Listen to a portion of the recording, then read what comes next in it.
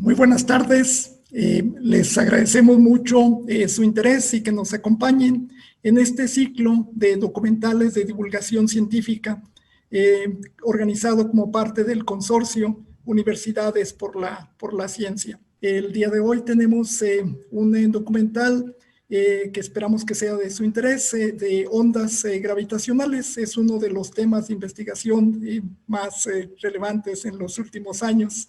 Y el documental muestra parte de los estudios y de los trabajos y qué hace la investigación de ondas gravitacionales interesante. Voy a pasar la palabra a nuestro presidente de Fundación UNAM, el licenciado Dionisio Mit. Muchas gracias, Jaime. Estos maravillosos documentales nos han permitido recorrer muy amplios campos del conocimiento.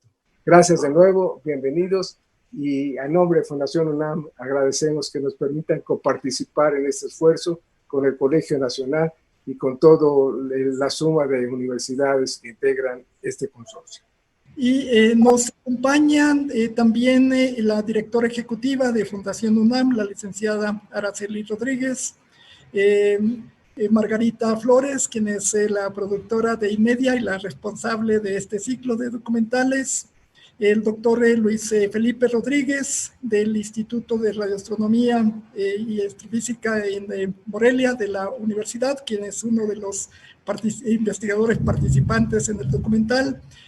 Nos acompaña el doctor Arismendi de la Universidad de las Américas en Puebla, que es parte de la organización y de la iniciativa de este consorcio, la doctora Araxi Urrutia del Instituto de Ecología, el físico y cineasta Felipe Bracho, quien es el director de este documental. Le pasamos la palabra a la productora Margarita Flores. Hola, buenas tardes. Muchas gracias a todos. Estamos muy contentos de presentar este nuevo documental aquí en este ciclo de Jueves de la Ciencia. Pues la serie Ciencia en Todos Lados pues ha tenido la oportunidad de trabajar con temas interesantes, con temas importantes de los desarrollos científicos que hacen los investigadores en México. Y tuvimos la oportunidad también en INMEDIA de trabajar con diferentes realizadores, diferentes directores. Eso ha enriquecido muchísimo también la serie porque le da también una diversidad a los temas y una diversidad en la forma de abordar también los temas científicos. En el caso de ondas gravitacionales, tuvimos la oportunidad de contar con la colaboración de Felipe Bracho. Felipe Bracho es físico de primera carrera y después se fue hacia el cine. Dos cosas realmente maravillosas. Entonces, platicamos con Felipe sobre este proyecto y un grupo muy importante que trabaja en INMEDIA para este tipo de proyectos, con la investigación, con la edición, con las animaciones, con la producción, en fin, nos reunimos a hacer junto con Felipe este documental y tener a los especialistas de que van a aparecer en este documental. Entonces, pues sin más, ¿por qué no? Pasamos a ver el documental y nos vemos al regreso para sus comentarios y atender sus preguntas. Muchas gracias. En 1915, Albert Einstein formuló la teoría de la relatividad general para describir la fuerza de atracción entre la materia del universo. Esta teoría modificó la concepción universal sobre el espacio, el tiempo y la gravedad. Con ella nació el concepto del espacio-tiempo y una nueva teoría gravitatoria.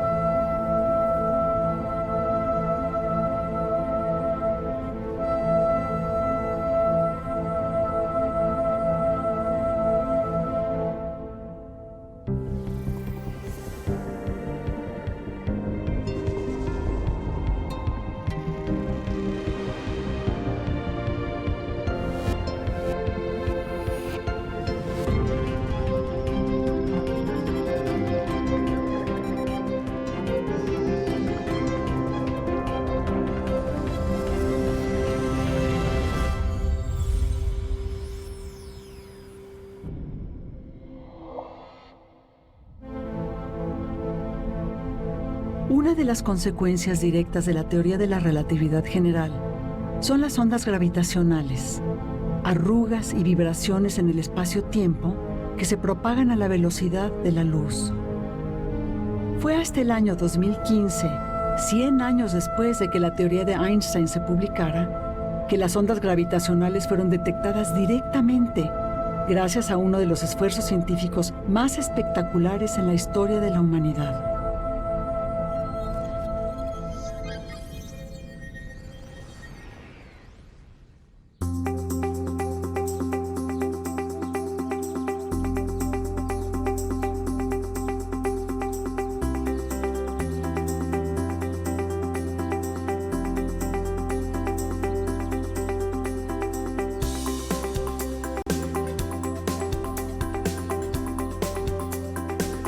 Soy el doctor Luis Felipe Rodríguez Jorge, investigador del Instituto de Radioastronomía y Astrofísica de la UNAM en Morelia y además miembro del Colegio Nacional. En este momento la gravedad es una cosa que es difícil de explicar. Es una distorsión del espacio que la provocan las masas y que hacen que las cosas se muevan de cierta manera, no se muevan necesariamente en línea recta. Así las órbitas de la Luna alrededor de la Tierra y de los planetas alrededor del Sol son una consecuencia de esa deformación en el espacio que crea el propio Sol.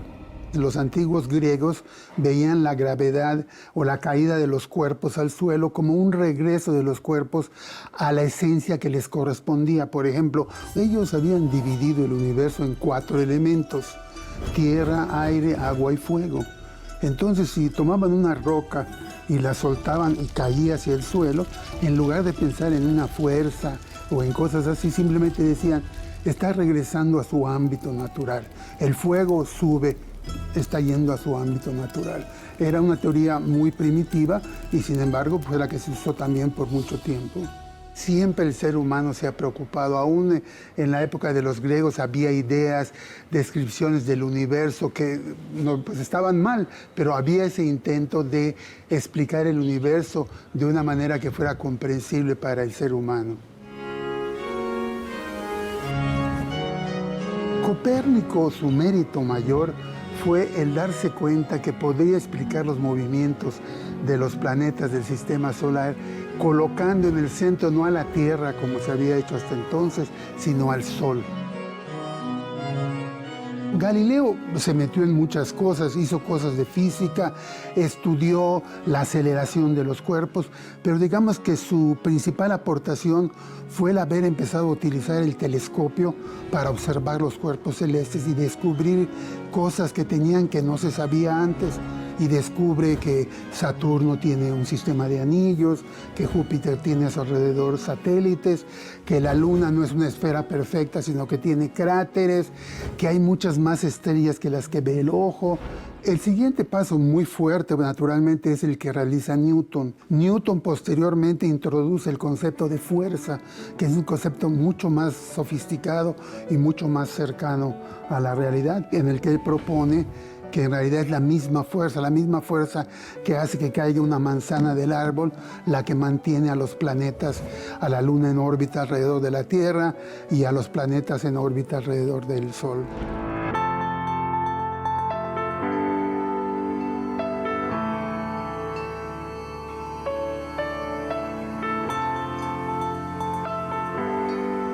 Soy el doctor Carlos Frenk, director del Instituto de Cosmología Computacional de la Universidad de Durham en el Reino Unido. De acuerdo a Newton, esta fuerza de atracción era una fuerza un poco misteriosa que se propagaba instantáneamente. La Tierra, que se mantiene en órbita alrededor del Sol, lo hace porque siente la fuerza de gravedad del Sol.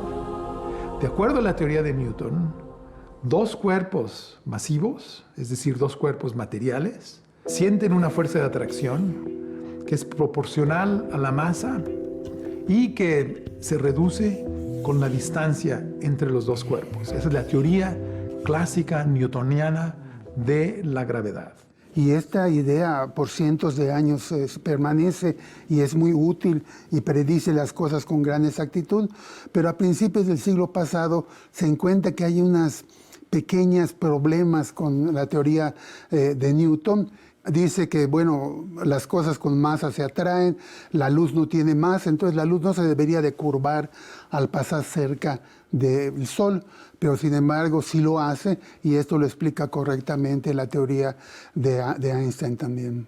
Einstein, en 1905, desarrolló la teoría de la relatividad especial. Postuló que no se puede transmitir información a velocidad mayor de la velocidad de la luz. Inmediatamente Einstein entró en conflicto con Newton, porque de acuerdo a la teoría de Newton, la fuerza de la gravedad se propaga instantáneamente. De acuerdo a Einstein, nada puede propagarse a velocidad mayor que la velocidad de la luz.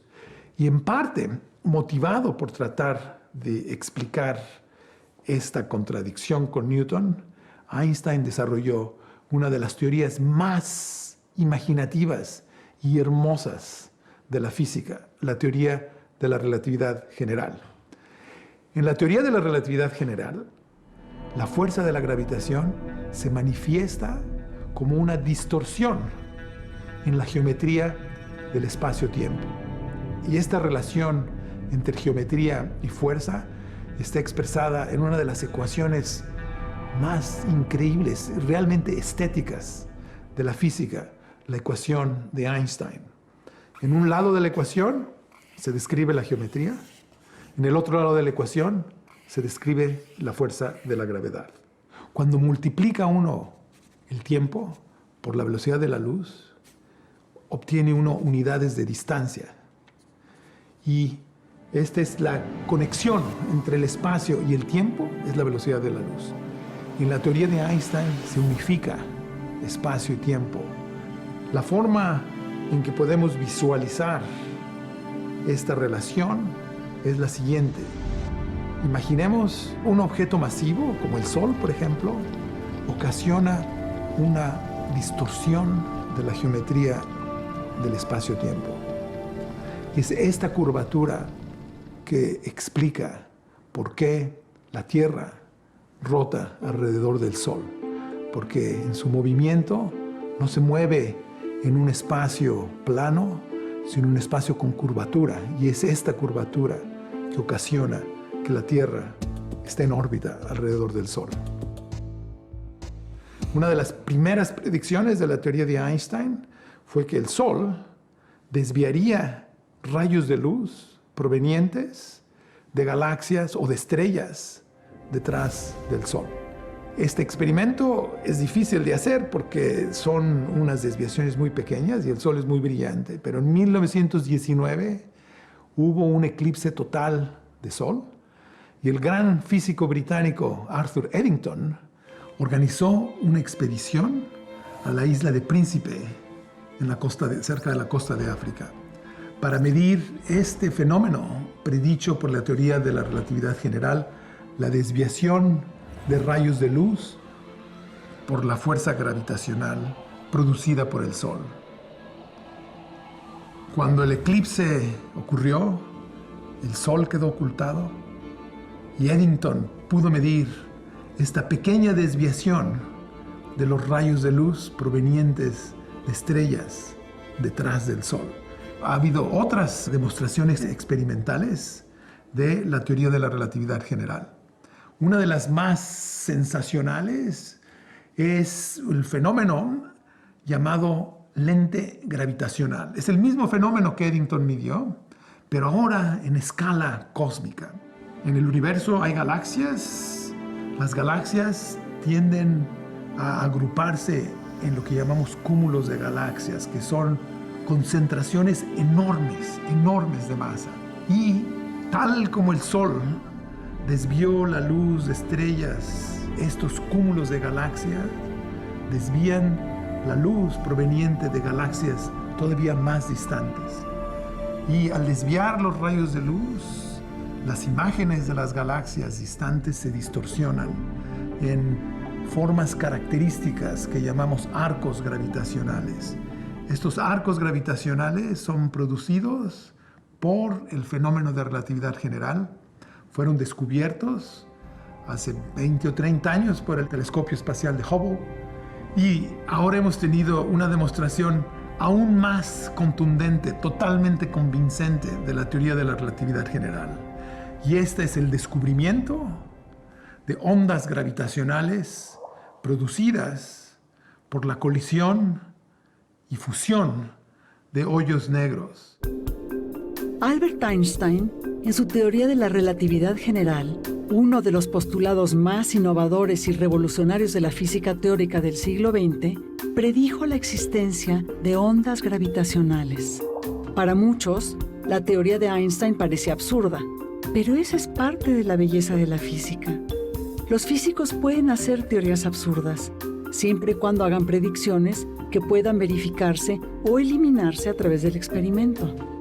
La teoría de la relatividad general de Einstein se ha comprobado experimentalmente de diferentes maneras con un éxito rotundo, y para su comprensión se han desarrollado distintas áreas de la física como la relatividad numérica.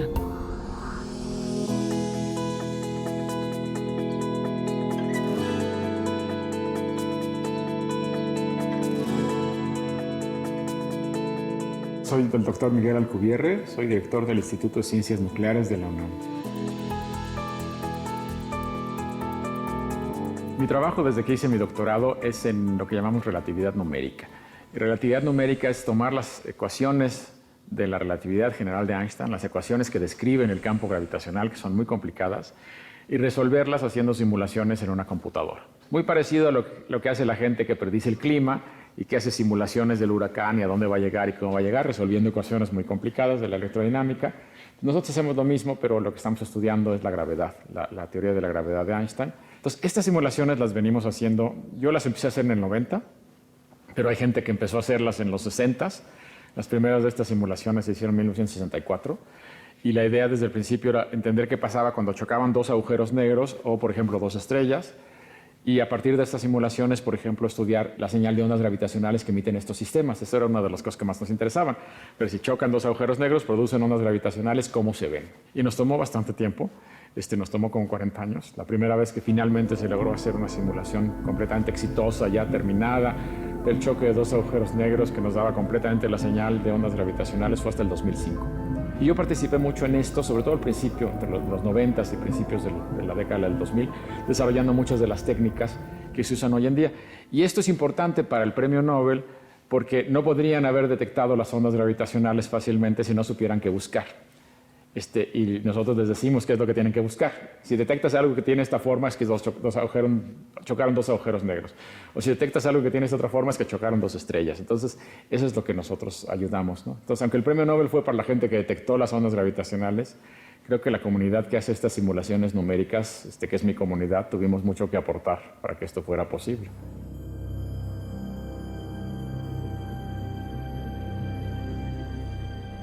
Normalmente las estrellas viven en parejas. La mayoría de las estrellas viven en binarias. Nuestro Sol es raro porque vive solo, pero 2/3 partes de las estrellas viven en binarias. Contiene uno binarias de estrellas muy masivas, mucho más masivas que el Sol. Al final de su vida explotan en supernova, primero una y luego la otra. Y si son suficientemente masivas, después de la explosión lo que queda en el centro es un agujero negro. Entonces uno en este tipo de situaciones puede acabar fácilmente con un sistema de dos agujeros negros en órbita. Si la explosión no es suficientemente intensa, si es muy intensa va a mandar al otro volando, pero si no es tan intensa pueden quedar dos agujeros negros, uno dando vueltas al lado del otro ya que las dos estrellas explotaron. Entonces este tipo de sistemas no creemos que sean muy raros, creemos que más o menos existen.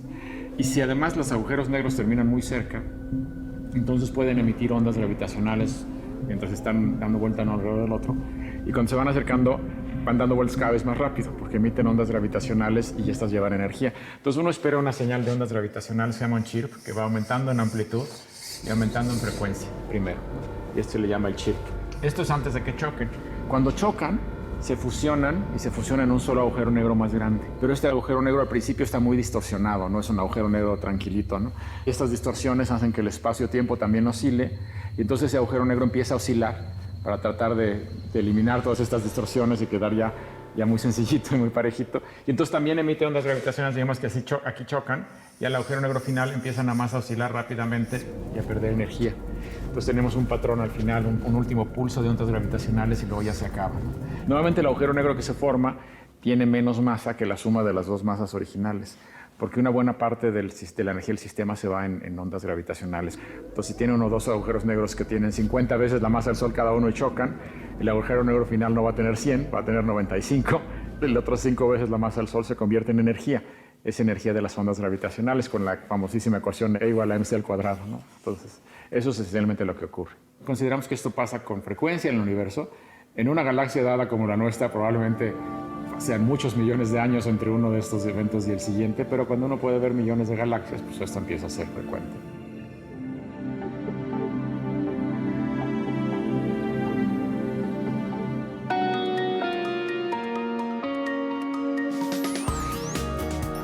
Yo soy William Lee, soy investigador en el Instituto de Astronomía de la UNAM.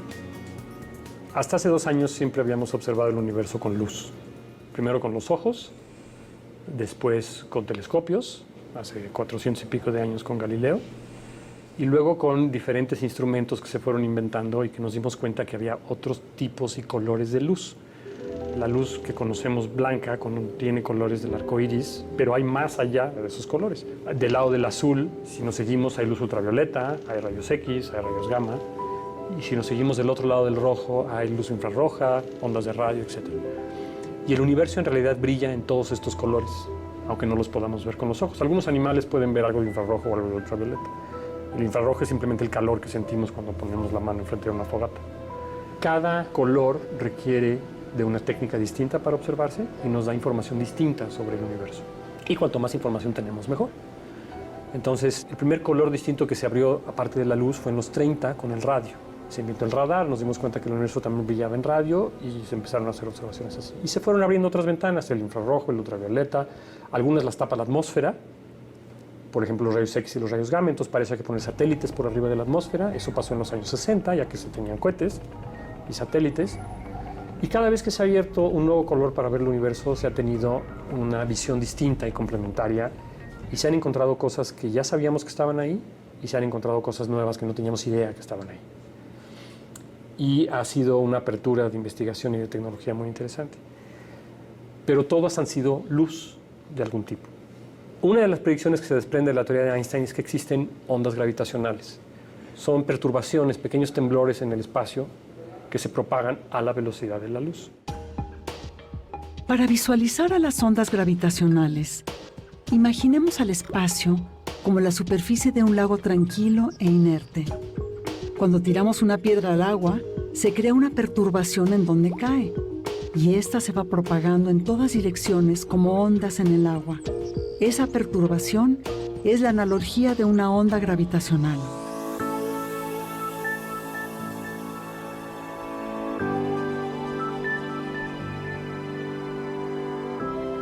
Soy el doctor Guillermo Valdés, trabajo para la Universidad Estatal de Luisiana como científico de LIGO. LIGO es el Laser Interferometer Gravitational Wave Observatory, que es el observatorio de ondas gravitacionales, que utiliza un interferómetro, y este interferómetro utiliza un rayo láser, de ahí el nombre de LIGO. LIGO ocupa un interferómetro porque un interferómetro normalmente se ocupa para medir distancias, cambios de distancias muy pequeñas. Este interferómetro utiliza una fuente de luz, en este caso es un láser, y se dispara directamente a un divisor de haz. Este divisor lo que produce son 2 rayos de luz exactamente igual, y en cada extremo de este interferómetro, que está en forma de L, tenemos unos espejos. Cuando los haces de luz chocan en esos espejos, regresan, se recombinan en ese divisor de luz y producen una interferencia. De ahí el nombre de interferómetro. Cada uno de los brazos en LIGO mide 4 kilómetros. Nosotros estamos buscando medir distancias 1000 veces más pequeñas que lo que mide un protón. Un protón mide millones de veces menos que un cabello humano.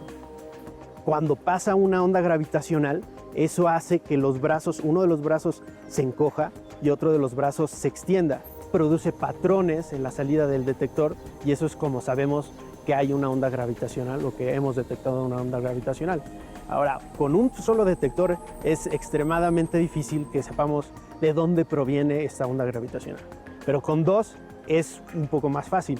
Sin embargo, nos queda solamente un área muy grande de un anillo. pero ya con 3 el error de localización se reduce muchísimo. Yo he trabajado varios años con LIGO, pero tuve la oportunidad de trabajar en el observatorio y afortunadamente también estuve presente durante la primera detección. Para mí sigue siendo un recuerdo muy padre, desde el momento en el que se dio.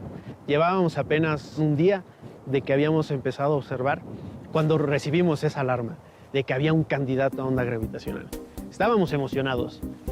Teníamos que hacer mucho trabajo aún. Lo primero es saber que eso no era una inyección. Normalmente en LIGO hacemos inyecciones para calibrar el instrumento, que todo esté funcionando correctamente y que nuestros algoritmos que están detectando si es una onda gravitacional estén funcionando. El candidato aparecía en los 2 detectores. Había muchas posibilidades, pero aún así tuvimos que preguntar y cuando vimos que no había inyección fue muy emocionante. Había caras de incertidumbre, no sabíamos si emocionarnos, qué había. Sabíamos que teníamos que trabajar muy duro. Y para ello pasaron muchos meses, porque hay que hacer análisis, hay que ver quién estuvo en el observatorio para saber que no tener duda que esto era una onda gravitacional. Las máquinas estas LIGO y demás se empezaron a construir hace 25 años. Entonces tenemos muchos años esperando que vean algo. Las terminaron de construir a principios de la década de los 2000. Por ahí del 2005 al 2010 le estuvieron tomando datos de manera esporádica, nunca vieron nada, pero nadie esperaba que vieran nada porque en ese momento su sensitividad era muy marginal. La volvieron a apagar en 2010 para hacerle muchas mejoras, mejorar todos los sistemas. Entonces ya la esperanza era cuando la volvieron a encender, sí, ya tendrían que ver algo relativamente pronto. Entonces la volvieron a encender en septiembre del 2015 y estuvieron 5 meses sin decir nada, pero todo el mundo estaba ya con los dedos cruzados diciendo tienen que ver algo pronto. Que tan pronto no sabemos, pero pronto. Resulta que ya habían visto algo en el mismo septiembre de 2015, pero no nos habían dicho, porque estaban haciendo pruebas de análisis, escribiendo artículos y demás. Nadie quería confirmar nada. Hasta que finalmente ya el 11 de febrero vamos a hacer una rueda de prensa y vamos a anunciar algo. Me tocó ver el anuncio de cómo habían visto finalmente ondas gravitacionales. We have detected gravitational waves. We did it. Y pues la verdad la emoción es fuertísima porque es una predicción que tenía 100 años. Einstein la había predicho hacía 100 años. Había mucha gente, incluyéndome a mí, que teníamos trabajando en este tema 20 años o a veces más, 30 años. Entonces, ver que finalmente esto llega a buen puerto, que se descubren, que se detectan y que todo lo que has hecho a nivel teórico y cálculos en la computadora sí existe en el universo, pues es una emoción realmente muy fuerte. A mí se me salían las lágrimas de nomás de estar royendo con la emoción de finalmente se detectaron ondas gravitacionales. Y además fue el choque de 2 agujeros negros, que es el problema en el que yo siempre trabajé. Entonces sí, fue una enorme emoción poder ver esto. La detección de las ondas gravitacionales es considerada como uno de los avances más importantes de la física en las últimas décadas. Es por eso que los investigadores Rainer Weiss, Barry Barish y Kip Thorne fueron merecedores del Premio Nobel de Física, otorgado el 3 de octubre de 2017 por su trabajo en LIGO, el detector de ondas gravitacionales. Ese hallazgo científico contribuyó a confirmar definitivamente la teoría de la relatividad general de Einstein. Sin embargo, gracias a estos grandes avances científicos y tecnológicos, se espera que dentro de poco tiempo podamos conocer más elementos que nos den pistas para comprender mejor la historia de nuestro universo. Recientemente ha habido un nuevo descubrimiento que es en cierta forma aún más convincente, porque resulta que no solo los hoyos negros, cuando entran en colisión y fusión, emiten ondas gravitacionales, pero otros objetos masivos muy compactos, por ejemplo, las llamadas estrellas de neutrones, que son mucho más abundantes que los hoyos negros, también cuando entran en colisión y fusión emiten ondas gravitacionales. La diferencia es que las estrellas de neutrones emiten no solo ondas gravitacionales, sino también radiación que puede detectarse con telescopios ordinarios. El 17 de agosto de 2017, LIGO observó una señal consistente con la fusión de 2 estrellas de neutrones. Y casi de manera simultánea, con menos de 2 segundos de retraso, un satélite de rayos X y rayos gamma, que se llama Fermi, que opera la NASA, observó un destello de rayos gamma en una posición coincidente en el cielo. Entonces llevamos años esperando esto. Entonces todos los telescopios del mundo se pusieron a buscar cuál era el lugar y la galaxia y la fuente exactamente que había producido esta emisión. Y rápidamente, en menos de 12 horas, se encontró la galaxia donde había un objeto que estaba brillando de manera variable, aumentó el brillo y luego venía bajando, coincidente con las propiedades que se esperarían de esta clase de fuente, y esto se anunció de manera simultánea porque se tenían acuerdos entre la comunidad astronómica y la comunidad de ondas gravitacionales para hacer un estudio y verificar que la detección fuera real, hacer toda la comparación y salir con los resultados de manera simultánea. Es la primera vez que varios observatorios de diferentes categorías observan el mismo evento a la vez. Y es la primera vez que LIGO está involucrado, es decir, es la primera vez que vemos las ondas gravitacionales, o escuchamos en este caso, vemos observamos explosión de rayos gamma, y también observamos otras frecuencias como lo fueron las frecuencias o longitudes de ondas visibles, y fue lo que más de 70 observatorios también pudieron ver de esto que quedó el choque de dos estrellas de neutrones. Las estrellas de neutrones son cuerpos aproximadamente o más pesados que el Sol, pero mucho más pequeños, a lo mejor hasta 20 millas. Son muy densos. Todo el peso está concentrado en un volumen muy pequeño. Entonces, al girar o el orbitar uno alrededor del otro, genera estas ondas gravitacionales con mucha energía que, una vez más, fueron detectadas por LIGO.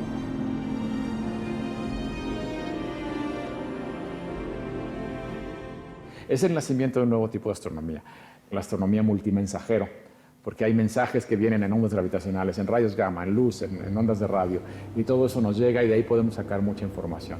Entonces realmente es lo que esperábamos, o sea, la detección de agujeros negros fue padrísimo, pero todo el mundo esperaba esta otra, y esta otra tiene una riqueza de información enorme. Es la primera vez que se observa una fuente que representa la fusión de dos estrellas de neutrones, que sabemos que es eso. Es la primera vez que se observa una fuente que produce al mismo tiempo ondas gravitacionales y luz. Es la primera vez que se observa que la luz que se emite, la huella de cada uno de los pedazos de luz, te dice cosas distintas. Y una de las cosas que nos dice esta luz ahorita es que estos eventos son el lugar donde se forman muchos de los elementos pesados que existen en la tabla periódica. Y es la primera vez que estamos seguros que la fusión de estrellas de neutrones produce también esta clase de objetos que se llaman destellos de rayos gamma cortos. Entonces, de golpe, tenemos la respuesta como a 5 preguntas que pensábamos que sabíamos qué es lo que estaba pasando desde hace como 30 o 40 años, pero no teníamos la prueba de que esto era así, y ya la tenemos. Entonces, sí ha sido un descubrimiento fuera de serie.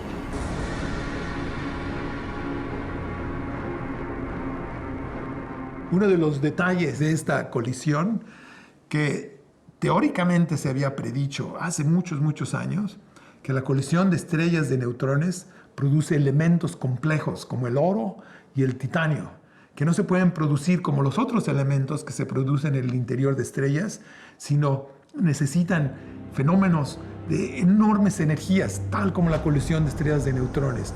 Y estos átomos de oro y de titanio producidos en esta colisión han sido detectados por primera vez. Así que cuando uno mire su anillo de oro, los átomos de este anillo provienen de una colisión de estrellas de neutrones en algún lugar del universo. Estos átomos han viajado hasta la Tierra y han terminado dentro de mi anillo de oro. Pero este no es el único fenómeno que produce ondas gravitacionales. Hay otro fenómeno aún más espectacular que produce ondas gravitacionales, y este fenómeno es el nacimiento de nuestro universo. Cuando nuestro universo surgió, no sabemos de dónde surgió, pero cuando nuestro universo surgió en un evento de energías inconcebibles. Y en este momento violento, el nacimiento del universo ocasionó vibraciones en el espacio-tiempo. Estas vibraciones en el espacio-tiempo son ondas gravitacionales. Ondas gravitacionales que se han propagado durante la existencia de nuestro universo y están esperando a que los humanos las descubran. Cuando tratamos de ver el origen del universo con luz, no podemos ver más allá de aproximadamente 300.000 años después de la gran explosión. Porque cuando explotó, el universo estaba muy caliente y era opaco. Estaba todo ionizado, los átomos estaban ionizados, los electrones estaban libres, y cuando uno tiene un gas con electrones libres, la luz no lo atraviesa, es opaco.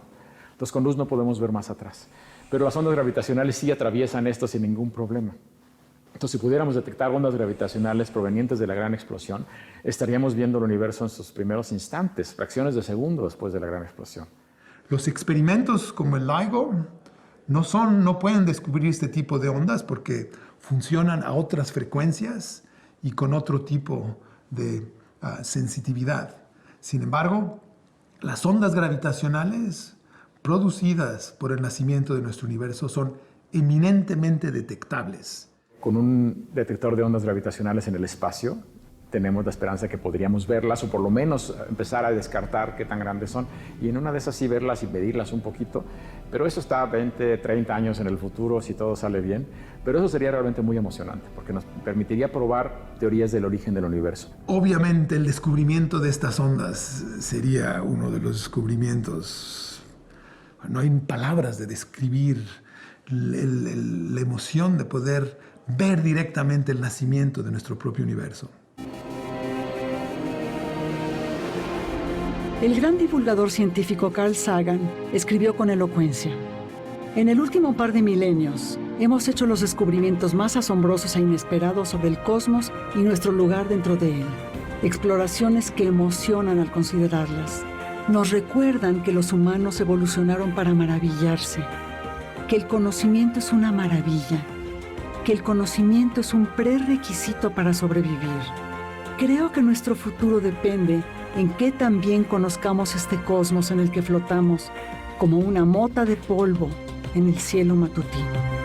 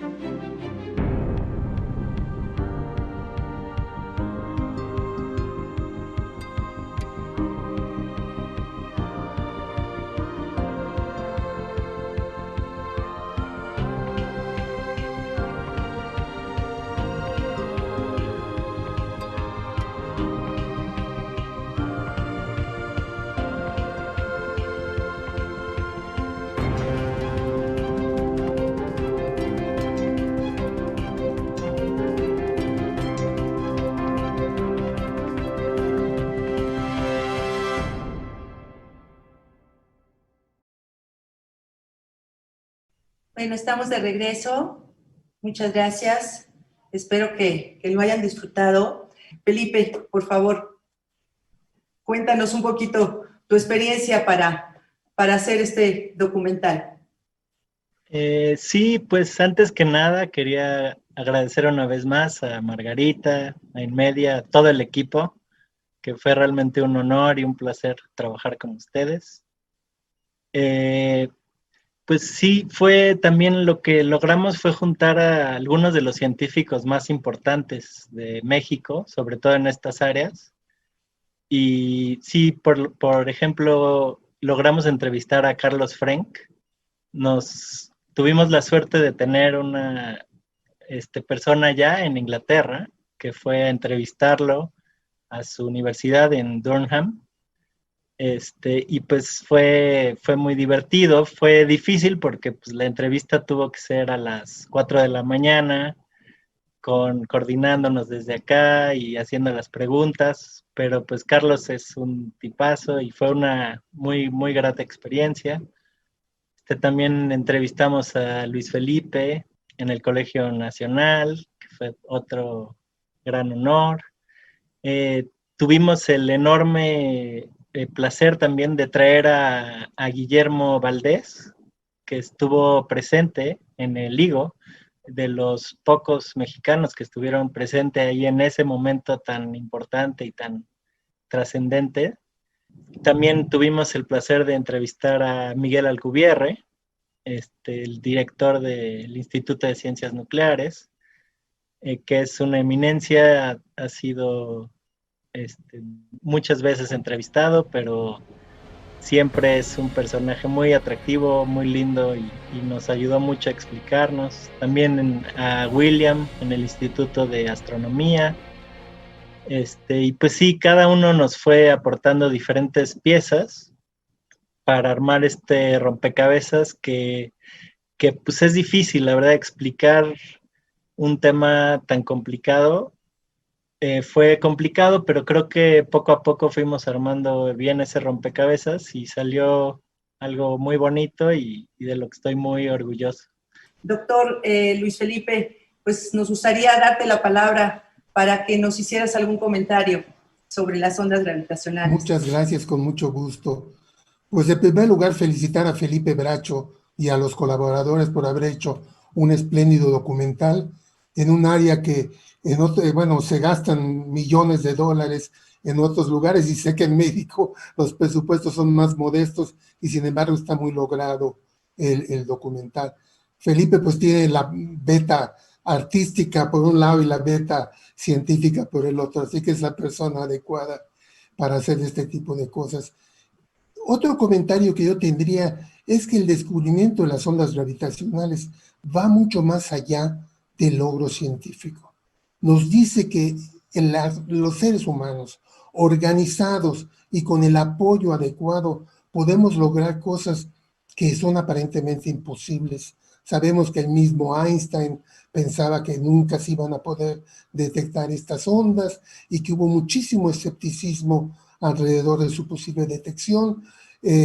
Y increíblemente un grupo de científicos, 1.200 científicos e ingenieros que forman este consorcio LIGO, logran detectarlas después de 20 o 30 años de estar trabajando en eso. Creo que esa es una señal muy importante. Ahora estamos en una pandemia, todo el mundo encerrado en su casa, y sabemos que si esto se va a solucionar, va a ser por el camino y con la presencia de la ciencia. Ya empezaron a llegar las preguntas, doctor. ¿Qué avances tecnológicos fueron necesarios para detectar las ondas gravitacionales? Muchos. Fue necesario avanzar muchísimo en lo que es la producción de luz láser de muy alta intensidad, en cómo lograr que ciertos objetos materiales, que serían en este caso los espejos que reflejan la señal láser, tuvieran una estabilidad increíble, toda la parte de la detección y lectura rápida de datos, el análisis. Entonces, acompañando, como siempre ocurre, acompañando a la parte científica, hubo mucho desarrollo tecnológico y esto también es otra constante en lo que es la ciencia y la tecnología. Te pregunta también que qué avances tecnológicos se pueden esperar con el descubrimiento de ondas gravitacionales. Esa es una pregunta muy buena y la voy a contestar con una breve anécdota. Cuando Maxwell, un científico muy importante del siglo XIX, predijo la existencia de ondas electromagnéticas, otro tipo de ondas, en particular lo que ahora llamamos ondas de radio, otro científico, en este caso alemán, Hertz, en el laboratorio como parte de un curso las logró producir y detectar. Y un estudiante le preguntó, maestro Hertz, ¿tendrá esto alguna aplicación práctica? Y Hertz le dijo, no, nada más estamos demostrando que el gran maestro Maxwell estaba en lo correcto. Y ahora sabemos que lo de las ondas electromagnéticas, los teléfonos celulares, la televisión, la radio, es un negocio de miles de millones de dólares, ¿verdad? Entonces, en este momento yo no te puedo decir para qué van a servir las ondas gravitacionales, pero se les hallará alguna utilidad, ¿no? ¿Cómo está México a nivel internacional en astronomía? Yo creo que México juega un papel digno.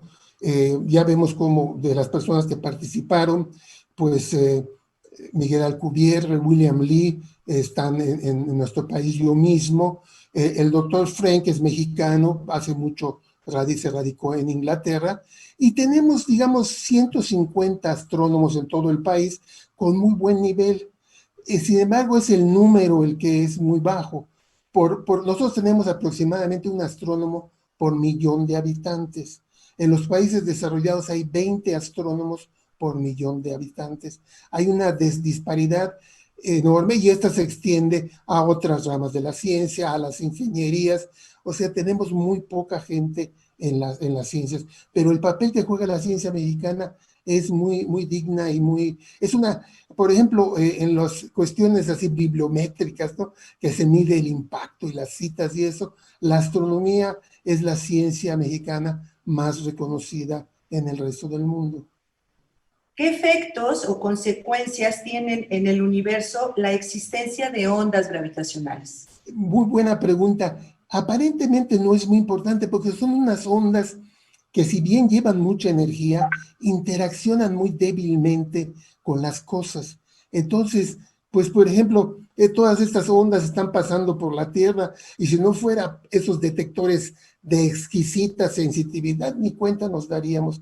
Entonces las ondas, pues diríamos, son como otra forma de energía, pero esta que está se acopla muy débilmente y están pasando por todos lados y son inclusive difíciles de detectar, ya no digamos que tuvieran un efecto macroscópico, como se hicieron algunas simulaciones de cómo oscilaría la Tierra, pero claro, esto sería para una onda gravitacional millones de veces más fuerte que las que realmente nos llegan. ¿Cómo es la fundamentación matemática de las ondas gravitacionales? Bueno, esto es súper interesante. Einstein publica su teoría y al año siguiente él hace una como aproximación, o sea, hace como trampa o simplifica las ecuaciones en lo que se conoce técnicamente como linearizarlas y predice las ondas gravitacionales, pero luego se sienta y dice, no, esto no lo hice bien, no lo hice con toda la maquinaria de mis ecuaciones matemáticas, y él queda con la impresión de que no va a haber ondas gravitacionales y la mayoría de los científicos están en lo mismo, porque es muy difícil resolver, como decía el doctor Alcubierre, las matemáticas, pero poco a poco se va avanzando. En los años 60 y 70 del siglo pasado se demuestra que las ondas gravitacionales existen. Esto es muy importante, ya resolviendo las ecuaciones completas de Einstein, ya no haciendo aproximaciones ni nada. En los años 70 también hay otra cosa importante, que es que dos radioastrónomos, Hulse y Taylor, detectan un efecto en una pareja de pulsares que, si bien no detectan directamente las ondas gravitacionales, detectan el efecto de la pérdida de energía producida por estas ondas gravitacionales, que está haciendo que las estrellas se vayan acercando lentamente. Reciben el premio Nobel por esto en los años 90. Entonces, pues las cosas se van, digamos, desarrollando así, ¿verdad? Y sigue siendo muy difícil la resolución matemática. Por eso también mencionaba el doctor Alcubierre que se hace muy buena parte de ella con métodos numéricos, que es un poco como lo que usan los ingenieros a veces para calcular edificios y eso, que no puede uno resolver las ecuaciones con papel y lápiz, sino que lo tiene uno que hacer con las computadoras. ¿Qué tipo de telescopios se usan para ver ondas gravitacionales?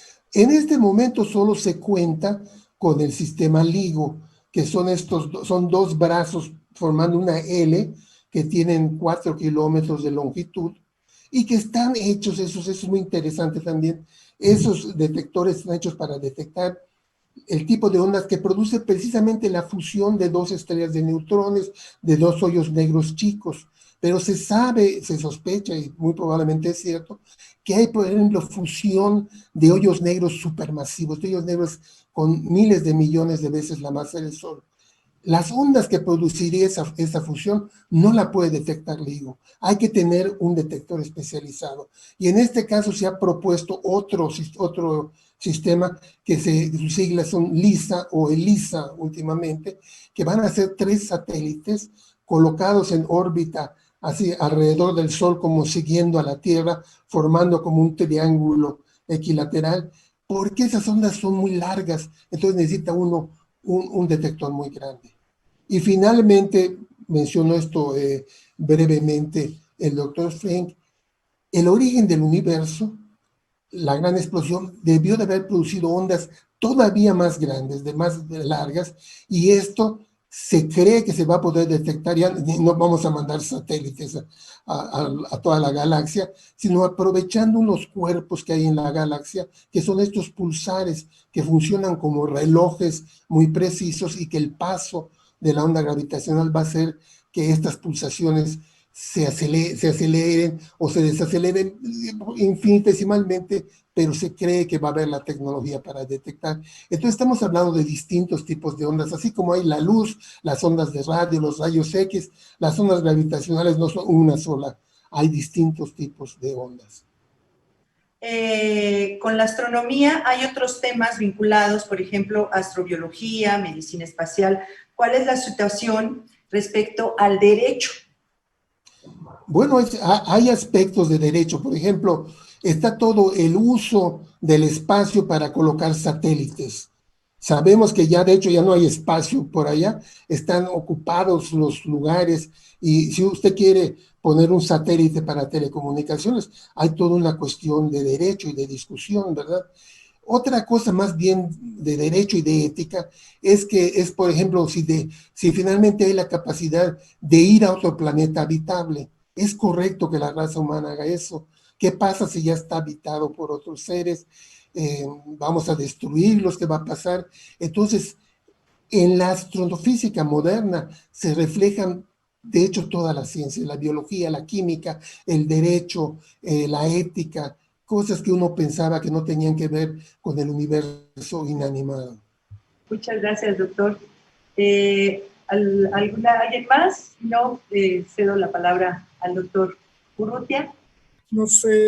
También nos da mucho gusto que haya este interés de todos los que nos escuchan.